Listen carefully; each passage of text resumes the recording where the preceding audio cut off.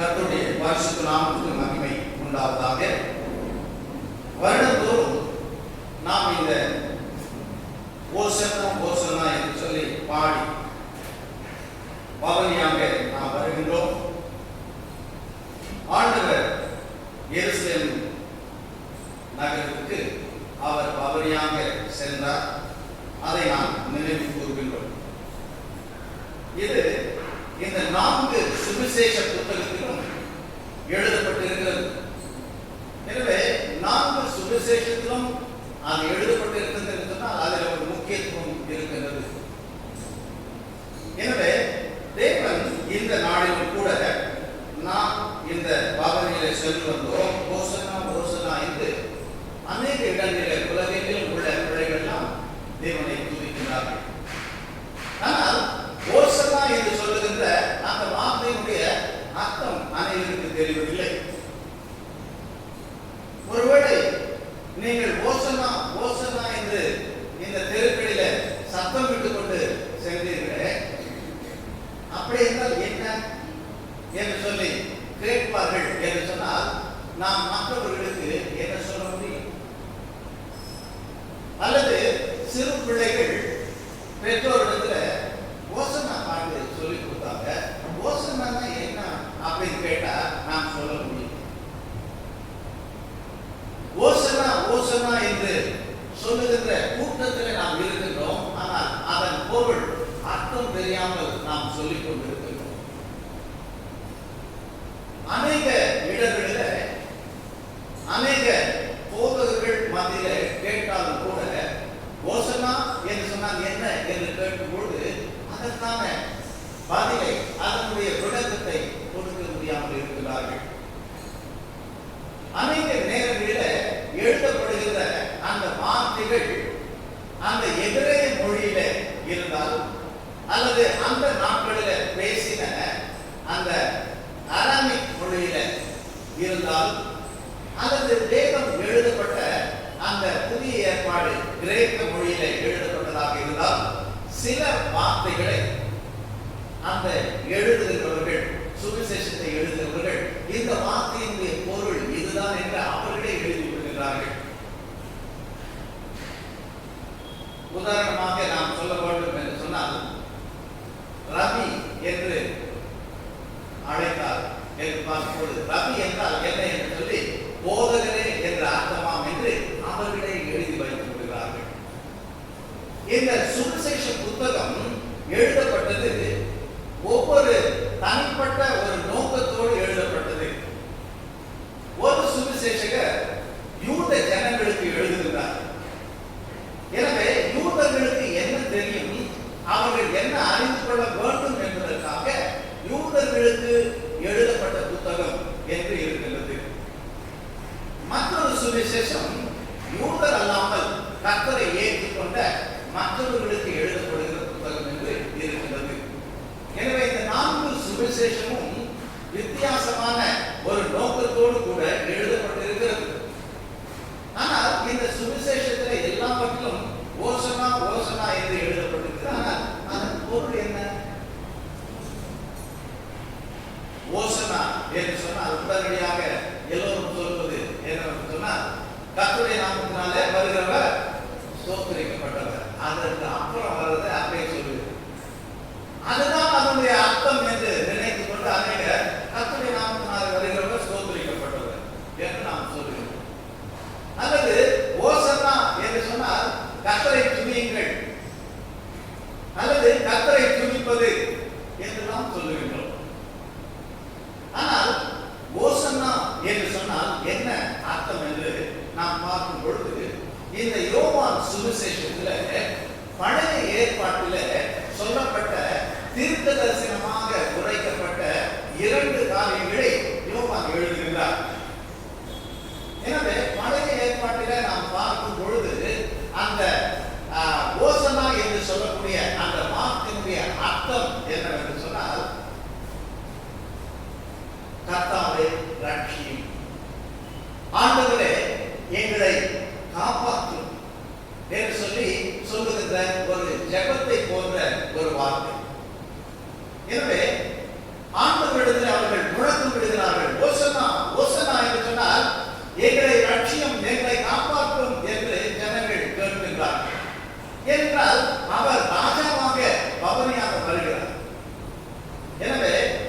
நீர்தான் எங்களை காப்பாற்ற வேண்டும் என்று அவர்கள் ஆண்டவருடைய சமூகத்தில் முழக்கப்படுகிறார்கள். எனவே கர்த்தர் காப்பாற்ற வேண்டும் என்று உதவி செய்ய வேண்டும் என்று அவர்கள் கேட்கிறார்கள். அவர்கள் ஆண்டவரை அறிந்த ஜனங்கள், மேசியா வருவார் என்று அறிந்த ஜனங்கள். எனவே அவர்கள் அப்படி சொல்லுகிறார்கள் என்று வேதத்தில் நாம் பார்க்கின்றோம். சங்கீதம் 108வது அதிகாரத்தில் 25ஆம் வசனத்தை வாசிக்கும்படியாக கேட்டுக்கொள்கின்றேன். 118 கர்த்தாவே ரட்சியும் 118 ஓகே. கர்த்தாவே ரட்சியும், கர்த்தாவே காரியத்தை வாய்க்க பண்ணும். கர்த்தாவே ரட்சியும், எனவே காரியத்தை வாய்க்க பண்ணும். அடுத்த வசனம், கர்த்தருடைய நாமத்தினாலே வருகிறவர் ஸ்தோத்திரிக்கப்பட்டவர். எனவே இந்த பழைய ஏற்பாட்டிலே இவர்கள் பாடலாக பாடின சங்கீதம் பாடல். இதுல அவர்கள் ஆண்டவரை நோக்கி எங்களை ரட்சியும் என்று கூப்பிடும் பொழுது கர்த்தர் அவர்கள் சத்தத்தை கேட்கிறார். எனவேதான் ராஜா எருசலேமுக்கு இப்பொழுது மேசியா வந்துவிட்டார் என்று சொல்லி அதை அடையாளம் கண்டுகொண்ட மக்கள் அங்கே ஆண்டவரை நோக்கி கூப்பிடுகிறார். எனவே 2 தீர்க்க தரிசன வசனங்களை அங்கே யோவான் குறிப்பிட்டிருப்பதை நாம் பார்க்கின்றோம். சகரியா தீர்க்கதரிசியின் புத்தகம் 9ஆம் அதிகாரம் 9ஆம் வசனம்.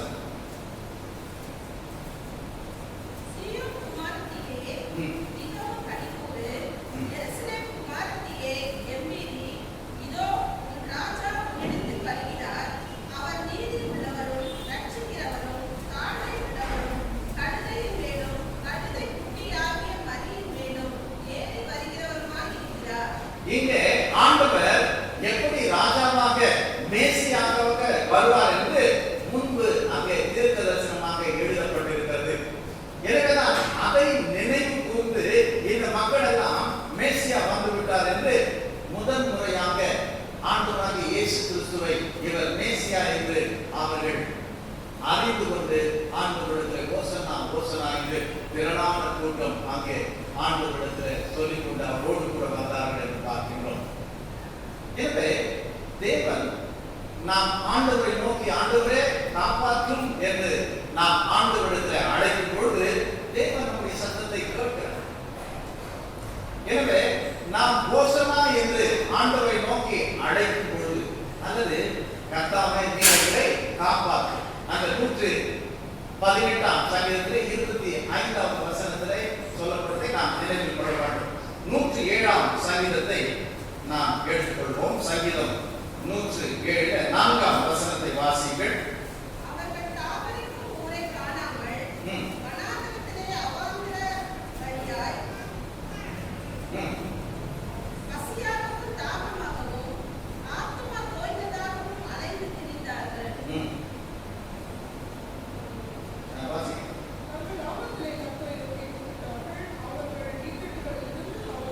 தங்கள் ஆபத்திலே கர்த்தரை நோக்கி கூப்பிட்டார்கள். கர்த்தர் என்ன செய்தார்? விடுவித்தார். எனவே தேவனை நோக்கி கூப்பிடுகிறார்கள், எங்களுக்கு உதவி செய்யும் என்று சொல்லி 13ஆம் வசனத்தை வாசியுங்கள். தங்கள் ஆபத்திலே கர்த்தரை நோக்கி கூப்பிட்டார்கள், அவர்கள் இக்கட்டிலிருந்து அவர்களை நீங்களாக்கி ரட்சித்தார். 19ஆம் வசனம். தங்கள் ஆபத்திலே கர்த்தரை நோக்கி கூப்பிட்டார்கள், அவர்கள் இக்கட்டிலிருந்து அவர்களை நீங்களாக்கி ரட்சித்தார். 28ஆம் வசனம். அப்பொழுது தங்கள் ஆபத்திலே அவர்கள் கர்த்தரை நோக்கி கூப்பிடுகிறார்கள், அவர்கள் இக்கட்டுகளுக்கு அவர்களை நீங்களாக்கி விடுவிக்கிறார். இங்கே இந்த சங்கீதத்திலே மறுபடியுமாக அவர்கள் ஆபத்து காலத்திலே கர்த்தரை நோக்கி கூப்பிட்டார்கள். கர்த்தர் அவர்களுக்கு விடுவித்தார். கர்த்தர் தங்களுடைய ஜெபத்தை கேட்கிறவர். கர்த்தரிடத்தில் உதவி செய்யும் என்று கேட்கும் பொழுது ஆண்டவர் நம்மை புறக்கணிக்காமல் அல்லது நம்மை கடிந்து கொள்ளாமல் நம்முடைய ஜனங்கள் எப்பொழுதெல்லாம் ஆபத்திலே சிக்கிக் கொள்கிறார்களோ, எப்பொழுதெல்லாம் இழுக்கல் வருகிறதோ, எப்பொழுதெல்லாம் பிரச்சனை வருகிறதோ அப்பொழுது ஆண்டவரே எங்களுக்கு உதவி செய்யும் என்று கேட்கும் பொழுது கர்த்தர் அவர்கள் ஜெபத்தை கேட்டார், விடுவித்தார்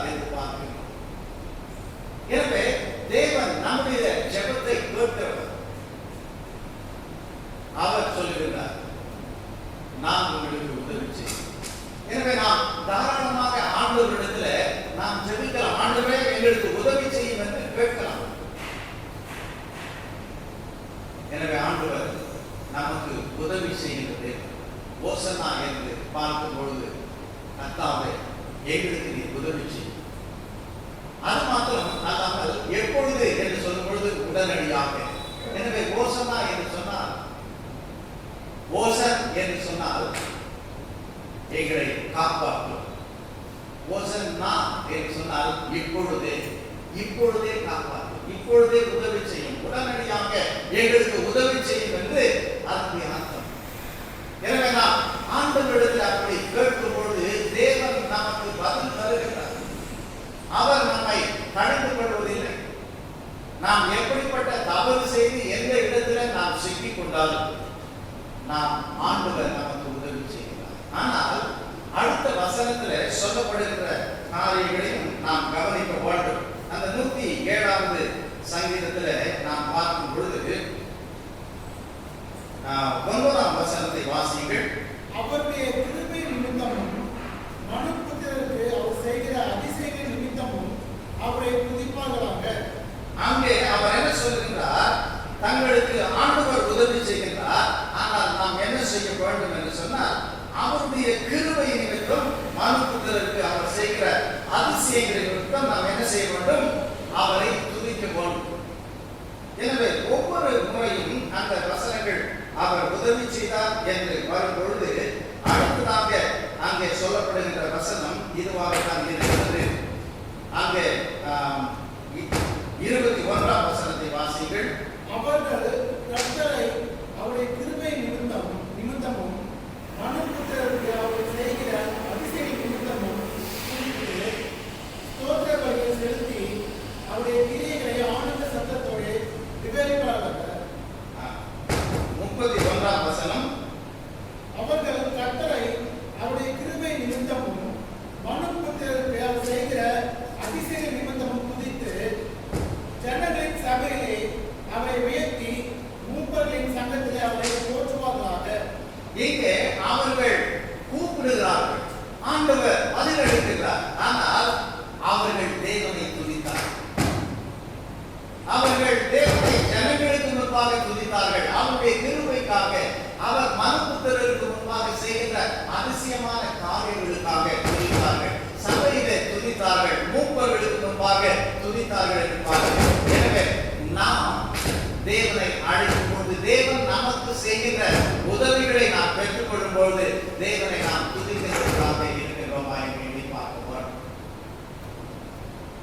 எப்பொழுதெல்லாம் கர்த்தர் நமக்கு உதவி செய்கிறார், நான் நிற்பதும் நிர்மூலமாகாததும் கர்த்தருடைய சுத்த கிருபை. நான் ஜீவனோடு கூட இருக்கிறேன் என்று சொன்னார் தேவனுடைய சுத்த கிருபை. எனவே சங்கீதக்காரன் சொல்லுகின்றார், நாசியிலே சுவாசப்பிள்ளையாகவும் கர்த்தரை துதிப்பதாக. எனவே நம்முடைய வாழ்நாள் எல்லாம் நாம் கர்த்தரை துதிக்க வேண்டும். ஆண்டவர் எனக்கு செய்த நன்மைகள் ஏராளம். எனவே என்னை ஆண்டவர் நரகத்தில் அழிந்து போக விட்டு விடாதபடிக்கு என்னை மீட்டுக் கொண்டாரே, அந்த தேவனுக்கு நன்றி என்று நாம் ஆண்டவரை துதிக்க வேண்டும். நான் எப்பொழுதெல்லாம் நோய்வாய்ப்பட்டேனோ அப்பொழுதெல்லாம் ஆண்டவரை நோக்கி கூப்பிடும் பொழுது ஆண்டவர் எனக்கு சுகம் தந்தாரே, அதற்கு நாம் ஆண்டவரை துதிக்க வேண்டும். தேவன் நமக்கு தந்திருக்கிற நன்மைகள் ஏராளம். அதை எண்ணி எண்ணி கர்த்தரை நாம் துதிக்கின்றோம். ஸ்தோத்திர பலிகளை செலுத்தி ஆண்டவரை துதித்தார்கள் என்று நாம் பார்க்கிறோம். ஆண்டவர் செய்த நன்மைகளுக்கெல்லாம் நாம் எதை திரும்ப கொடுப்போம்? ஆண்டவர் நமக்கு சொல்லுகிற காரியங்கள் என்ன? ஆண்டவர் சொல்லுகிறார், எந்த நேரத்திலும் ஆண்டவர் சொல்லுகிற வாக்குத்தத்தம் என்னவென்று சொன்னால், பயப்படாதீர்கள். எனவே ஆண்டவர் ஆதியாகமம் புத்தகத்திலேயே பயப்படாதீர்கள் என்று சொல்லுவதை நாம் பார்க்கின்றோம். எனவே அந்த முதலாவது புத்தகத்திலேயே ஆண்டவர் பயப்படாதீர்கள் என்று சொல்லுகிறார். வேதத்தில் எல்லா இடங்களிலும் பயப்படாதீர்கள், பயப்படாதீர்கள் என்று சொல்லப்படுவதை நாம் பார்க்கின்றோம். அப்படி எத்தனை முறை தேவன் பயப்படாதீர்கள் என்று சொல்லுகிறார் என்று சொன்னால், அநேகர் சொல்லுகிறார்கள் 365 முறை நாம் பார்க்கலாம். எனவே வருடத்தில் ஒவ்வொரு நாளுக்கும் தேவன் சொல்லுகிறார் பயப்படாதீர்கள். நாம் பல காரியங்களுக்கு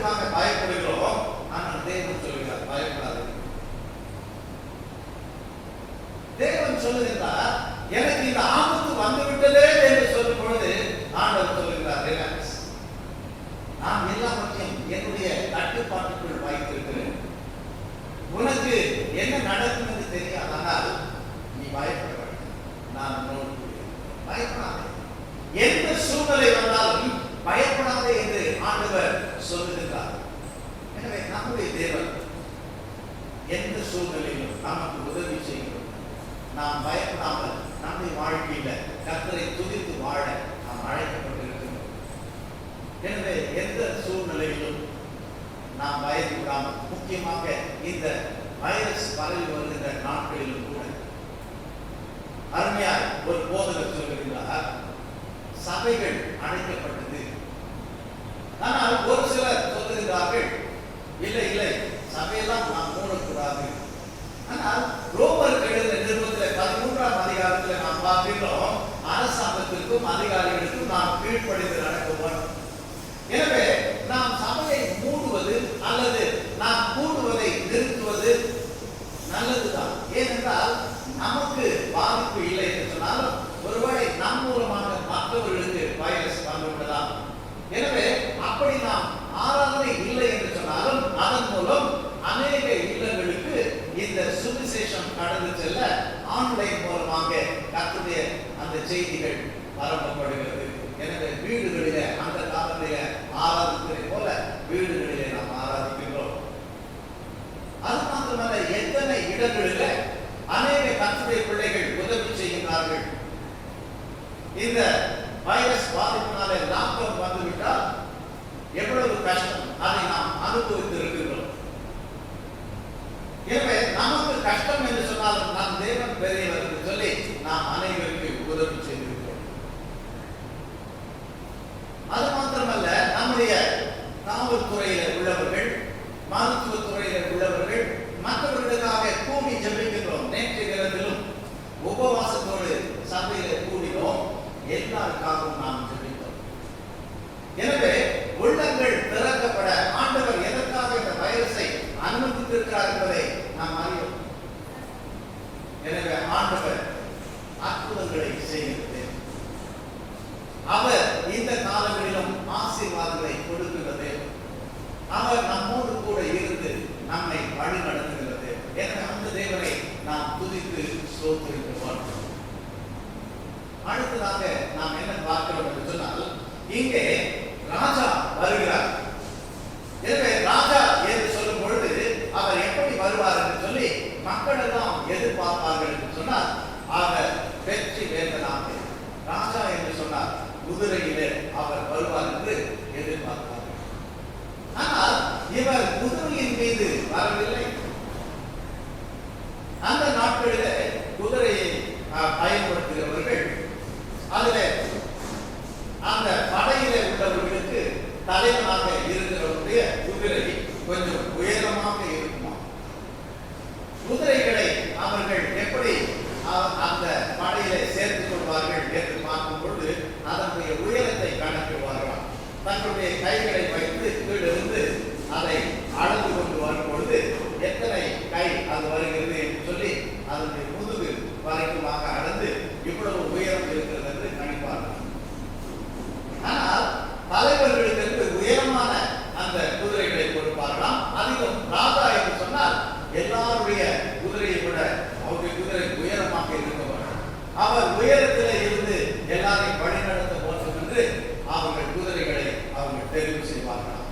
ஆனால் நம்முடைய தேவன் அப்படி குதிரையை தெரிந்து கொள்ளவில்லை. நாம் வாசித்த அந்த சகரியா புத்தகத்தில் சொல்லப்பட்டதை போல ஆண்டவர் கழுதையின் மீது அவர் ஊர்வலமாக வந்தார். குதிரையினுடைய உயரம் இல்லை, கழுதைகளுடைய உயரம் இல்லை. ஆனால் இந்த சுவிசேஷ புத்தகத்திலே நாம் பார்க்கும் பொழுது ஆண்டவர் சொல்லுகிறார், நீங்கள் உங்களுக்கு எதிரே இருக்கிற அந்த கிராமத்துக்கு நீங்கள் போங்கள், அந்த இடத்துல என்ன இருக்கும்? ஒரு கழுதையும் அதனுடைய குட்டியும் இருக்கும். எனவே ஆண்டவர் சரி கழுதையும் குட்டியும் இருக்கும், அந்த குட்டியை விட்டுட்டு கழுதை மாத்திரம் கூட்டிட்டு வாங்க, நான் அதுல பவனியாக செல்ல வேண்டும் என்று சொல்லவில்லை. கழுதையும் அதனுடைய குட்டியையும் நீங்கள் அவிழ்த்துக் கொண்டு வாருங்கள்.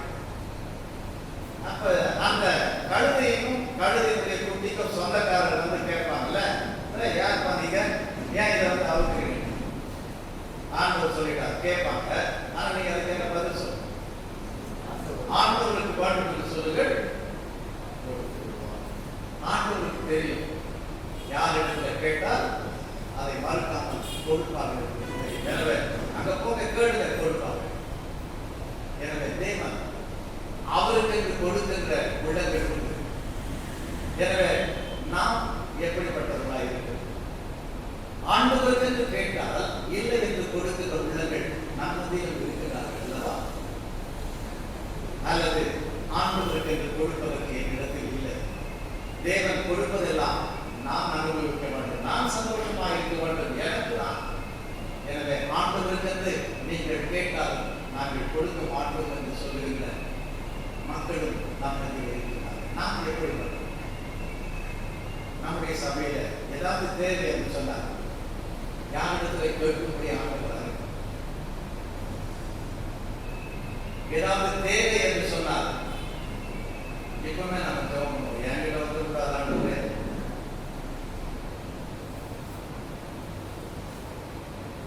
இதுக்குதான் நான் சொல்றேன்.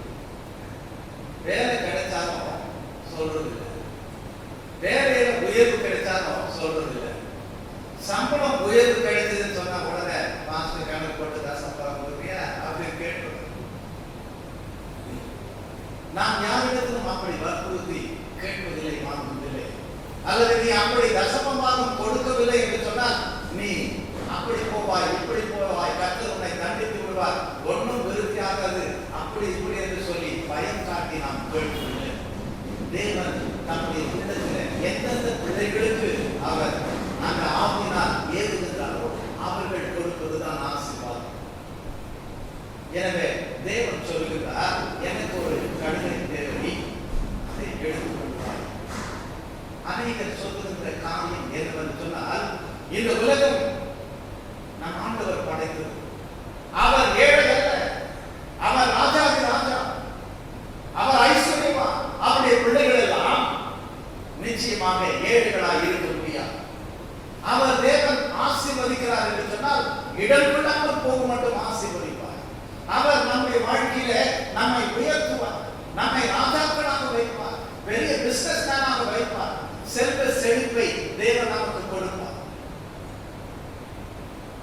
ஆனால் ஆண்டவர் ஒரு ராஜாவாக ஒரு குதிரையின் மீது வராமல் தன்னை தாழ்த்தினார். அவர் கழுதை மீது வறுமையாக வருவதற்காக அவர் தன்னை ஆயத்தம். அது மாத்திரமல்ல, அவர் யாரிடத்திலும் கேட்காமல், அல்லது எனக்கென்று ஒரு கழுதை இருக்கிறது, அல்லது நான் கொடுத்த கழுதை, அல்லது எனக்கென்று வளர்க்கப்பட்ட கழுதை, அதை கொண்டு வாங்க என்று சொல்லவில்லை. அருமையாய் நம்முடைய போதகர் டேனியல் சுவா அவர்கள் சொன்னார், நம்முடைய ஆண்டவர் எப்படிப்பட்டவர் என்று சொன்னார். கருவறையிலிருந்து கல்லறை வரைக்குமாக பிறருடைய தனக்கு சொந்தம் அல்லாத மக்களிடத்தில் இரவர் வாங்கினார். அவர் பிறப்பதற்கென்று ஒரு தாயினிடத்தில் அவர் கேட்டார். அதை போல மறித்த பொழுது அவருக்கு சொந்தம் இல்லாத கல்லறையில வைக்கப்பட்டார். அதை போலதான் கழுதை வேண்டும் என்று சொல்லும்போது எனக்கென்று கொடுக்க ஒரு ஆட்கள் இருக்கிறார்கள், அவர்களிடத்தில் சென்று வாங்கி கொண்டு வாருங்கள் என்று அனுப்புகிறார். கர்த்தர் நமக்கென்று கொடுக்க நம் பிள்ளைகளை வைத்திருக்கிறார். எனவே அவர்கள் கழுதையும் குட்டியும் அவிழ்க்கும் பொழுது ஆண்டவருக்கு வேண்டும் என்று சொன்னால் அனுப்பி விடுவான் என்று சொன்னவுடனே அவங்களை அவிழ்த்து கொண்டு வந்தார். யார் கழுதையை போய் அவிழ்த்து போனது? எத்தனை சீஷர்கள் போனார்கள்? 2 பேர். 2 பேர். ஆண்டவர் 2 பேரை அழைத்து போய் அந்த கழுதை அவுத்து வாங்க என்று சொல்லுவார். யாரை அனுப்பி இருப்பார் என்று சொன்னால் அந்த இடத்துல பெயர் போடப்படவில்லை. ஏன் அப்படி பெயர் போடப்படவில்லை என்று தெரியும். ஒருவேளை அது ரொம்ப ஒரு கேவலமான அல்லது தாழ்வான ஒரு காரியம், அதை போட்டிருந்தார். கழுதை அவருக்கு போன தானே சொல்லுவாங்கன்னு சொல்லி. ஆனா சிலர் சொல்றாங்க, யார் அனுப்பியிருப்பாங்க? பேதுரு, யோவானை தான். ஆனால் தெரியும். எனவே கழுதையும் அந்த குட்டியும் அவிழ்த்து கொண்டு வந்தார்கள். மத்தேயு எழுதின சுவிசேஷத்தில்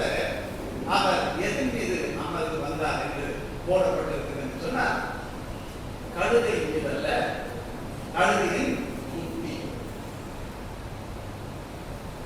எனவே அந்த கழுதையாவது கொஞ்சம் உயரமா இருக்கும், அதனுடைய குட்டி இன்னும் கொஞ்சம் தாழ்வாகத்தான் இருக்கும்.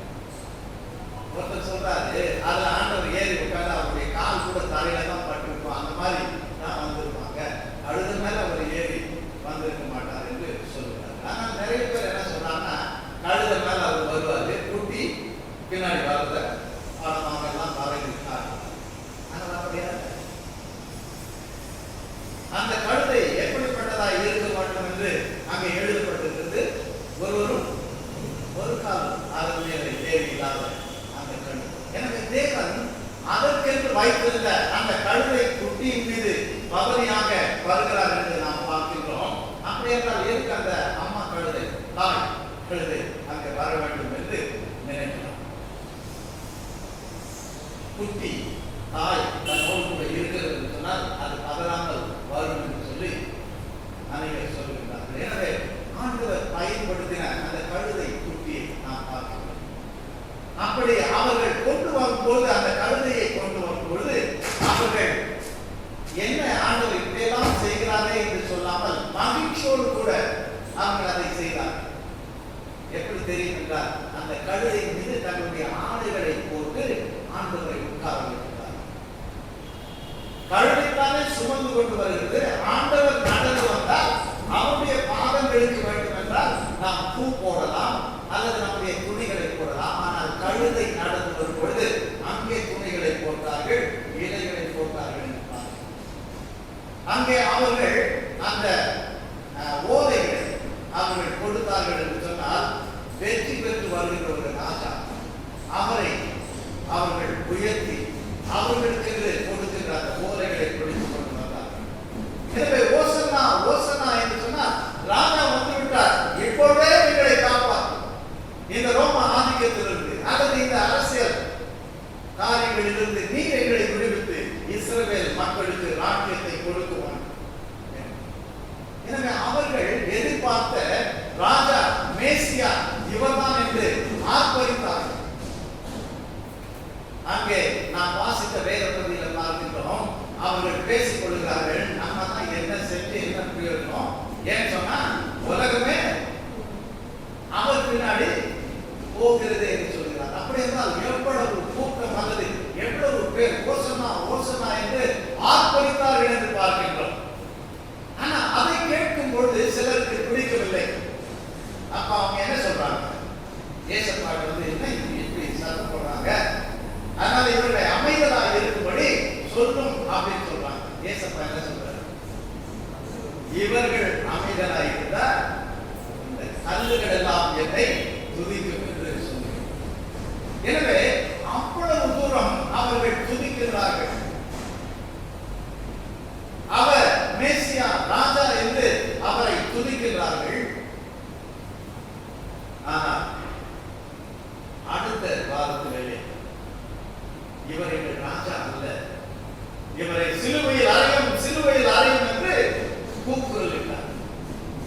நாங்கள் நினைப்பதை போல இவர் மேசியா, இவர் எங்கள் ராஜா என்று சொன்னால், நாங்கள் நினைப்பதை போல இவர் நடக்க வேண்டும். ஆனால் இவர் ராஜாவாக இல்லை. ராஜாவாக நீ வருவீர் என்றால் உங்களுக்கு குருத்தொலையை நாங்கள் கொடுப்போம். ஆனால் நீ அப்படி வரவில்லை என்று சொன்னார். நீ ஒரு மேசியா என்று நீ சொல்லுவீர் என்று சொன்னார். அல்லது நான் உங்களை இந்த உலகத்தில் ஆடுவதற்காக வந்த ராஜா அல்ல, உங்கள் ஆத்மாவை மீட்க வந்த ரட்சகர், மீட்பர். அதைத்தான் செய்ய நான் எருசலேமுக்கு வருகின்றேன். உங்களுடைய பாவங்களிலிருந்து உங்களை மீட்பதற்காக என்னை பலியாக ஒப்புக் கொடுக்க வருகிறேன் என்று சொன்னால், இந்த ராஜா எங்களுக்கு தேவையில்லை என்று சொல்லி அவருக்கு முழு கிரீடத்தை கொடுத்தார்கள் என்று பார்க்கிறோம்.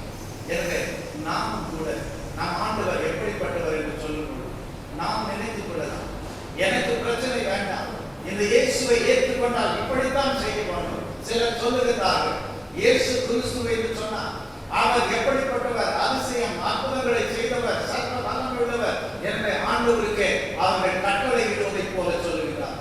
நீர் இப்படி செய்ய வேண்டும் ஆண்டவரே, நீர் அப்படி செய்ய வேண்டும் ஆண்டவரே என்று சொல்லுகிறார். அப்படி செய்யவில்லை என்று சொன்னார். அவர் ராஜா இல்லையா? அல்லது அவர் அவர் நமக்கு நிரூபித்து காட்ட வேண்டுமா? மக்கள் அவரை சந்தேகித்தவர்கள் தான் அப்படி சொன்னார். நீ உண்மையாகவே மேசியாவா? நாங்கள் உண்மை நம்ப வேண்டும் என்று சொன்னால் நீர் என்ன செய்ய வேண்டும்? சிலுவையிலிருந்து இறங்கி வா, அப்பொழுது நம்புவோம். நாங்கள் கர்த்தருடைய பிள்ளைகள் அப்படி எங்களுடைய விருப்பம் அல்ல, ஆண்டவரே உம்முடைய சித்தம். நீர் எதை செய்கிறீரோ அதை உம்முடைய வார்த்தை நிறைவேறத்தக்கதாக நீர் செய்யும். எனவே எங்களுடைய விருப்பம் அல்ல, உம் சித்தத்தின்படி வாழ எங்களை நாங்கள் அர்ப்பணித்தோம் என்று சொல்லுகிறோம். தேவனுடைய பிள்ளை. எனவே ஆண்டவர் நம்மை தெரிந்து கொண்டு நம்மை நம்பி இந்த சுவிசேஷத்தை அவர் கொடுத்திருக்கிறாரே, வேத வசனத்தை நம்முடைய கரத்திலே கொடுத்திருக்கிறாரே, அதை நாம் பெற்றுக் கொண்டவர்களாக அவருடைய வார்த்தைக்கு கீழ்ப்படிந்து நடக்கிறோமா? அவர் சொன்ன வார்த்தைகளை ஏற்றுக்கொண்டவர்களாக நாம் இருந்தால் அவரிடத்தில் நாம் கேட்கலாம்.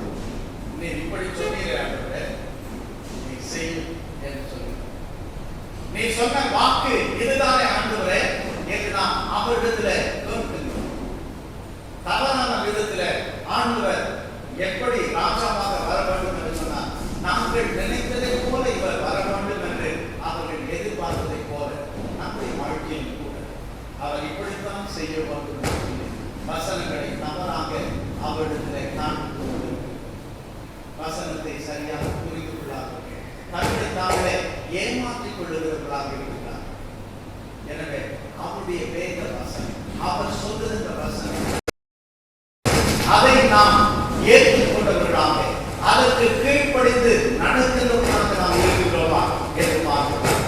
எனவே நாம் கற்பனை செய்யும் அல்லது நாம் நினைக்கின்ற விதத்தில் தேவன் வழி நடத்த வேண்டும். வேதம் சொல்லுகிறது இவர் ஒருவர் தான் ரட்சகர், வேறு ஒருவர் இல்லை. இவர் பிதாவின் காரியங்களை இவர் நான் செய்கிறேன் என்று சொல்லுகிறார். இவர் அல்லாமல் ஒருவனும் பரலோக ராஜ்யத்திற்கு அவருடைய சமூகத்திலே ஏறினவன் இல்லை என்று ஆண்டவர் சொல்லுகிறார். அவருடைய வார்த்தை சொல்லுகிறார். ஆனால் மனிதர்கள் நாம் என்ன சொல்லுகிறோம்? அதெல்லாம் அந்த காலம். ஆனால் நாங்கள் பரலோகத்துக்கு போறோம், அவங்கள பார்த்தோம், இவங்கள பார்த்தோம், இயேசு இதை சொன்னார், அதை சொன்னாரு. அது மாத்திரம் இல்லாம நாங்க போறது மாத்திரம் இல்ல, அவங்களே எங்க வீட்டுக்கு வராங்க, எங்களுக்கு அங்கிருந்து தூதர்கள் வராங்க, டூவே டிராபிக் ஆயிடுச்சு, இயேசு சொல்லுவாங்க. ஆனா அதெல்லாம் நாங்க நம்ப மாட்டோம். எங்கள் இயேசு எங்களுக்கு அங்க கொண்டு போய் காட்டுறாரு, வந்தாரு, போனாருன்னு சொல்லிக்கிட்டே இருக்காங்க.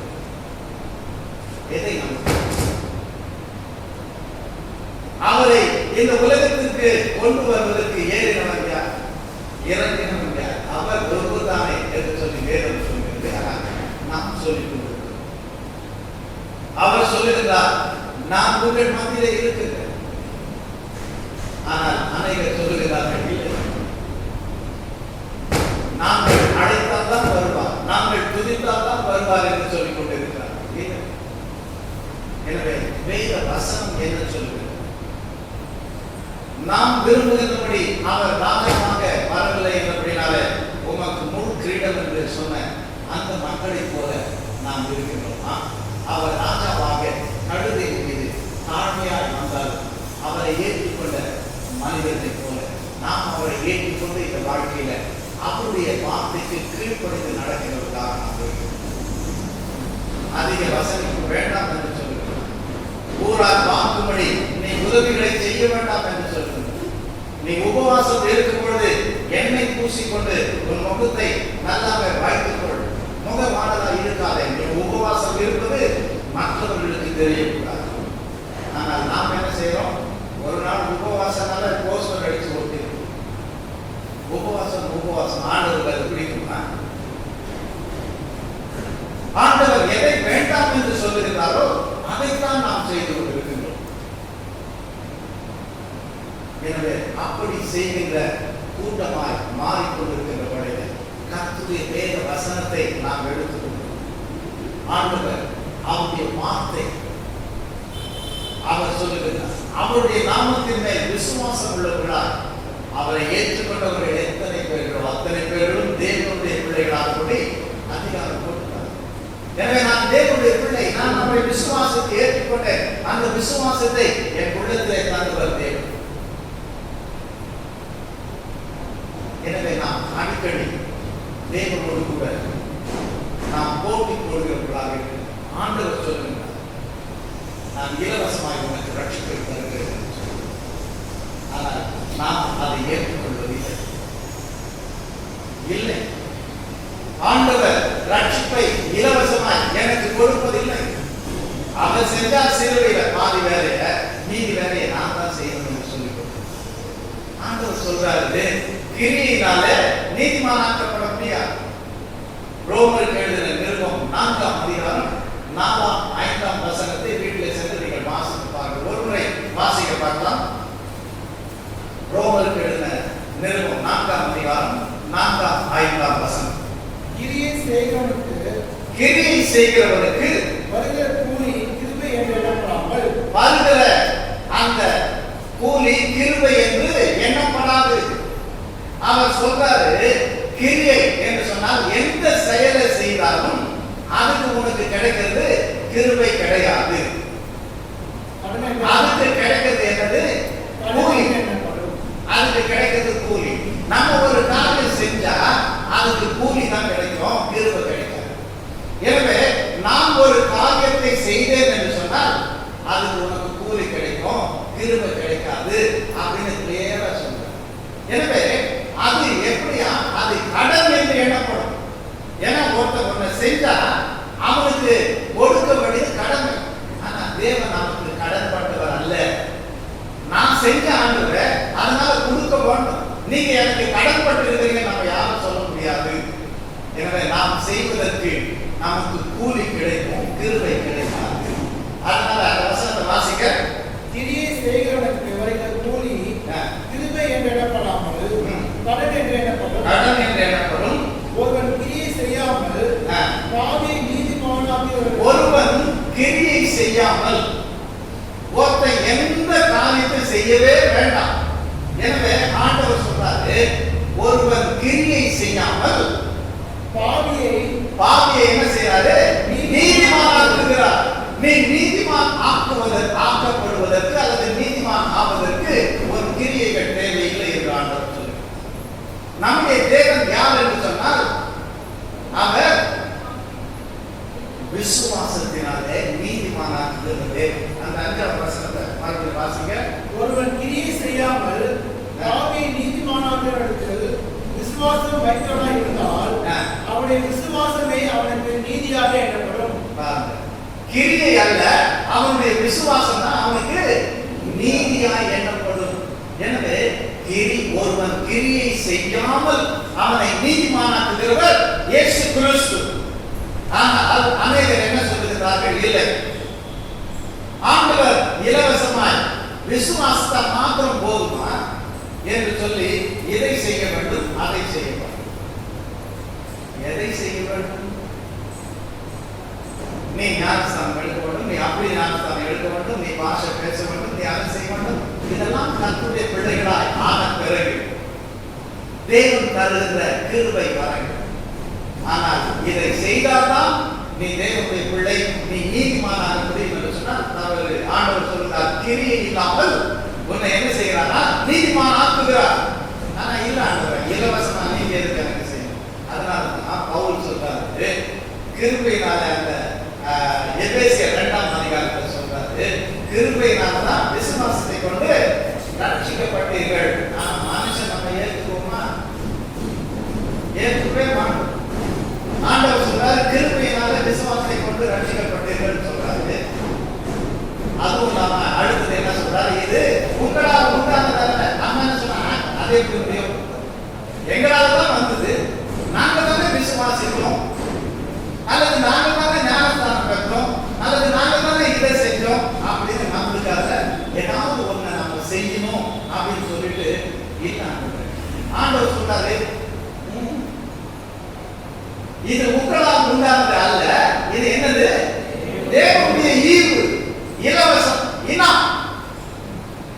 நான் சொல்றேன், நீ ஒன்றும் செய்ய வேண்டியதில்லைப்பா, நான் உனக்கு இலவசமா கொடுக்குறேன். நான் தானே உனக்காக சிலுவையில் மறித்தேன், உனக்காக ரத்தம் சிந்தினேன், உனக்காக மறித்து உயிர்த்தேன், நான் இலவசமா உனக்கு கொடுக்குறேன் அப்படின்னு சொன்னா அதை ஏற்றுக்கிறதுக்கு நமக்கு கஷ்டம்.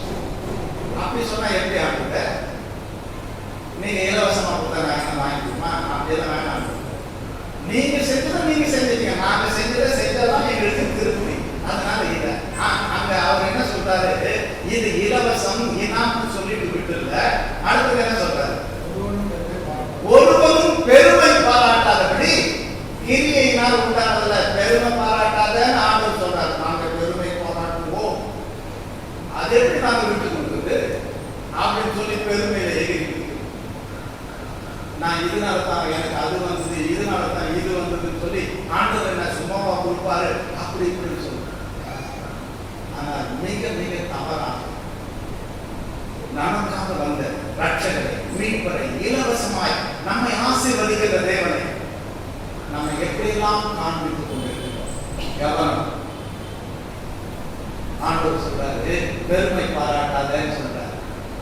நீ பெருமை பாராட்டினால் ஆண்டவர் என்ன சொல்றாரு, பெருமை உள்ளவனுக்கு தேவன் எதிர்த்து நிற்கிறார். நீ ஒருவேளை சாத்தானோடு சேர்ந்து அல்லது அவனுடைய வசனத்தை வச்சு வேற வேற மாதிரி சொல்லிக்கிட்டு, நான் இதை செஞ்சதுனால தான் எனக்கு அது கிடைச்சது இது கிடைச்சது பெருமை பாராட்டினா நீ தேவனுக்கு விரோதியாக மாறலாம். தேவன் பக்கம் இருக்க மாட்டார், உன்னை எதிரியாக பார்க்கிறது. பெருமை பாராட்ட வேண்டாம், இது கிரியையினாலே உண்டானது அல்ல. ஒருவரும் பெருமை பாராட்டாதபடி என்று அவர் சொல்லுகிறார். இன்னும் பெருமையில வாழ்ந்து கொண்டது நம்முடைய தேவன் இலவசமாய் கொடுப்பவர் அல்ல என்று காண்பித்துக் கொண்டிருந்தால் தேவனுடைய உள்ளம் எவ்வளவு வேதனை. இயேசு இலவசமாக தருகிறேன் என்று சொன்னார். என் உயிரையே உனக்காக கொடுத்து இலவசமா உங்களுக்கு ரட்சிப்பை தரேன், பரலோக ராஜ்யத்தை தரேன்னு சொல்றாரு. ஆனா இயேசு அப்படியெல்லாம் செய்ய மாட்டாங்க. அதெல்லாம் யார் சொல்றது, அப்படிதான் கொடுப்பாரு அப்படின்னு சொல்லி கொண்டிருக்கிறோம். எத்தனை சாட்சி ஆண்டவர் அதை கொடுத்து சந்தோஷப்படுவார். நான் 100 ரூபாய் கொடுத்த ஆண்டவர் 1000 ரூபாய் கொடுத்தாரு. நான் ஆண்டவருடைய ஆலயத்துக்கு இதை கொடுத்த எனக்கு வீடு கட்டி கொடுத்தாரு, சந்தோஷப்படுவாரா? இதுவா ஆண்டவரை உயர்த்துவது? இந்த பணத்தை கொடுத்து பெரிய காரணம், உனக்காக என் ஜீவனையை தந்தேன்னு சொல்றாரு. நான் அச்சடிச்சு நம்ம காலையில அதை கொடுத்தாலும் ஆண்டவர் வந்து நான் ஆசீர்வதிப்பேன்னு சொல்லியிருக்காரு. யாரெல்லாம் கொடுக்குறீங்களோ அவங்களுக்கு தான் ஆசீர்வாதம் சொல்லியிருக்காரா? எல்லாம் இலவசம், அவர் இலவசமாக நமக்கு கொடுக்கிறார். எனவே அதிலே நம்முடைய உள்ளம் மகிழ்ந்து ஆண்டவருக்கு நாம் காணிக்கைகளை கொடுக்க வேண்டும். வழியை சரி போட்டு பார்க்கலாம். ஆண்டவர் சொல்றாரு, உங்களுடைய வார்த்தை இப்படி சொல்லுதுன்னு சொல்லும்போது ஆண்டவர் சொல்றாரு, தேவனை பரீட்சை பாராதிருப்பாயாக. எத்தனை பேர் ரைட் 100 ரூபாய் போட்டேன், இந்த டைம் நமக்கு லாக் கிடைக்கல, சரி இப்போ 200 போடு அல்லது 1000 போடு அப்படின்னு சொல்லிட்டு மற்றவர்கள் செய்வதை போல நான் இப்படி கொஞ்ச நேரம் நான் மந்திரம் போகிற மாதிரி வசனங்களா சொல்லிட்டு இருந்த ஆண்டவர் ஆசீர்வதிப்பார். எங்க சொல்லியிருக்காரு ஆண்டவர்?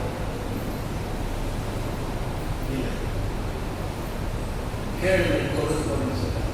இதெல்லாம் செஞ்சுட்டு கேட்டாதான் கொடுக்கணும்னு சொல்றாரா? இல்லை. நம்முடைய எண்ணங்கள், மனிதனுடைய எண்ணம் பாவத்தில் விழுந்து போன நாம் சொல்லுவது இது. எனவே ஆண்டவரே, நாம் நினைப்பதை போல் ஒரு ராஜாவாய் அவர் வர வேண்டும் என்று அவர்கள் எதிர்பார்ப்பதை போல நாமும் கூட இயேசு கிறிஸ்துவை எவ்வளவு தூரம் அவருடைய வார்த்தைக்கு விரோதமாய் அவரை சித்தரித்து காண்பிக்க முடியுமோ அப்படி காட்டுவோம். அது மாத்திரமல்ல, எப்படிப்பட்ட பாடல்களை நாம் பாடிக்கொண்டிருக்கிறோம். நான் பாடினா என் பாடலுக்கு அவர் நடமாடிவார். இந்த பாடல் இப்ப நீங்க கேட்டிருக்கீங்களா என்னன்னு தெரியல. இசையோடு உறவாடும் என் இயேசுவே என் இசைக்கு நடமாடி வாழ்ந்த ஒரு பாடல். அவங்க கடவுள் தான் நடனம் ஆடுவார், நம்ம கடவுள் நடனம் ஆடுவார். சில பேர் நாங்க எங்க கடவுள் மாதிரி நாங்களும் நடனம் ஆடுவோம். கேட்டா என்ன சொல்றது, தாவீது ஆடல, தாவீது சர்ச்சில் வந்து ஆடினாரு, தெருவில் ஆடினார். சரி, தாவீதை போல நான் ஆடுறேன். அவங்க ஆடின ஆட்டத்துல துண்டக்கான துணியை காரணு அமனமா ஆடினார். இன்னைக்கு சில பேர் அப்படியே ஆடுறாங்க. தேவன் தந்தை பிள்ளைகள் அப்படி விடுகிறது அல்ல. நேரத்தை நீங்க பார்த்தீங்கன்னு சொன்னா அந்த இது சாவு மாதிரி வச்சிருப்பாங்க. ஏன்னு சொன்னா ஆவி வந்து அடிச்சுன்னா அப்படியே மல்லாக்க ஊருத்தாங்க தற்போல் போகுது. ஏன்னா தாங்களும் அப்படி நிர்வாணமா இருந்தாருல்ல, அது மாதிரி ஆவி வந்து எல்லாம் நிர்வாணமா இருக்கும். ஆண்டவரை ஏற்றுக்கொள்வர்கள் விழுந்து சாஸ்தாங்கமா விழுந்து பண்ணினார்கள். ஆனா ஆண்டவர் யாரையும் அந்த மாதிரி மல்லாக்க அள்ளி விடுற தேவன் அல்ல. எனவே துணியெல்லாம் விளைவிச்சுன்னா அதை மூடுறதுக்கு துணியோட துணி அதை பார்க்கறதுக்கு எவ்வளவு கூட்டம். எனவே நடனம் ஆடுகிற தேவன் நம்முடைய தேவன் அல்ல, நம்முடைய பிள்ளைகளும் நடனம் ஆட தேவன் அதை பார்த்து சந்தோஷப்படுகிறார்கள். ஓ என்று கூப்பாடு போடுகிறவர்கள் சொல்றாரு, தேவனுடைய ஊழியக்காரன் சொல்றாரு, காலையில இருந்து கூப்பிடுறீங்க உங்க கடவுளுக்கு காலை வைக்க ஒருவேளை தூங்கிட்டா போறோம் இவன் கத்து அப்படின்னு சொல்றாரு. எனவே கத்தனாதான் நம்ம கடவுளுக்கு கேட்குமா? ஆனா வசனங்கள் இருக்கிறது. ஏன்னு சொன்னா ஆண்டவர் லாசரு இடத்துல போய் கல்லறை இடத்துல போய் மிகுந்த சத்தமாய் கூப்பிட்டார். அதனால இவங்களும் மிகுந்த சத்தமாக எதுக்கு எந்தெந்த வசனத்தை சொல்றதுன்னு தெரியாம எதையாவது சொல்லி ஒரு புது விதமான இயேசுவை காண்பித்துக் கொண்டிருக்கிறார். ஆனால் நாம் அப்படி அல்ல. தாழ்மையாக வந்த ஆண்டவர், ஏழ்மையாக வந்த ஆண்டவர், ஒன்றுமில்லாமல் வாழ்ந்தவர், உபத்திரவங்களை ஏற்றுக்கொண்டவர், கஷ்டங்களை ஏற்றுக்கொண்டவர், பாடுகளை ஏற்றுக்கொண்டவர். அவருடைய பிள்ளைகள் நாம் இந்த கஷ்டம் நிறைந்த உலகத்தில் அவருடைய சாட்சிகளால் அவருடைய வார்த்தையை காட்டிக் கொண்டிருக்கிறார். அவருடைய சுவிசேஷத்தை அறிவிக்கின்ற ராஜரிக கூட்டமாய் நாம் இருக்க வேண்டும். எனவே இந்த நாடுகள் அவரை நோக்கி பார்க்கின்றனர். அவர் நமக்கு உதவி செய்ய அழைக்கின்றனர். தேவனுடைய வார்த்தையை கேட்டு எந்த சூழ்நிலையிலும் பயப்படாமல் நாம் கர்த்தருடைய பிள்ளைகளாக வாழ அவருடைய வேத வசனத்தை நாம் வாசிக்கிறவர்களாக, அவருடைய வேத வசனங்களை தியானிக்கிறவர்களாக, வேத வசனத்தின் பொருள் உணர்ந்து வாழுகிறவர்களாக இருக்க நாம் நம்மை அர்ப்பணிக்க வேண்டும். எனவே யோசனா என்று சொன்னால் அர்த்தம் தெரியாமல் வாழுகின்ற ஏராளமான கிறிஸ்தவர்கள் உண்டு. சிலர் அல்லேலூயா அல்லேலூயா என்று சொல்லுவார்கள், அதன் அர்த்தம் கூட தெரியாது. எனவே அப்படிப்பட்டவர்கள் அல்ல. எனவே தேவனை ஏற்றுக்கொண்ட அவருடைய பிள்ளைகளாக நாம் அவருடைய சாட்சிகளாக எங்கும் அவருடைய நாமத்தை உயர்த்துகின்ற பிள்ளைகளாக அவர் சொன்ன வார்த்தையின்படி வாழ்கிறவர்களாக இருக்க நாம் கடலில்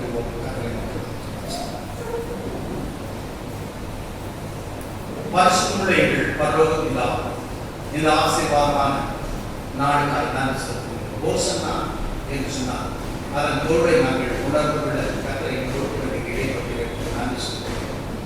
அப்பா, எத்தனை மக்கள் வேதத்தில் உள்ள வார்த்தைகளை சொல்லிக்கொண்டு வசனங்களை சொல்லிக்கொண்டு இயேசு என்று சொன்னால் யார் என்று சொன்னார்? வித்தியாசமான விதத்தில் இப்படிப்பட்டவர் தான் இயேசு, அப்படிப்பட்டவர் தான் இயேசு, இதுதான் இயேசுவுக்கு பிடிக்கும், அவர் இலவசமாக கொடுக்கிற தேவன் அல்ல என்று சொல்லி தேவனை அநேக மக்கள் எழுதி கொண்டிருக்கிறார்.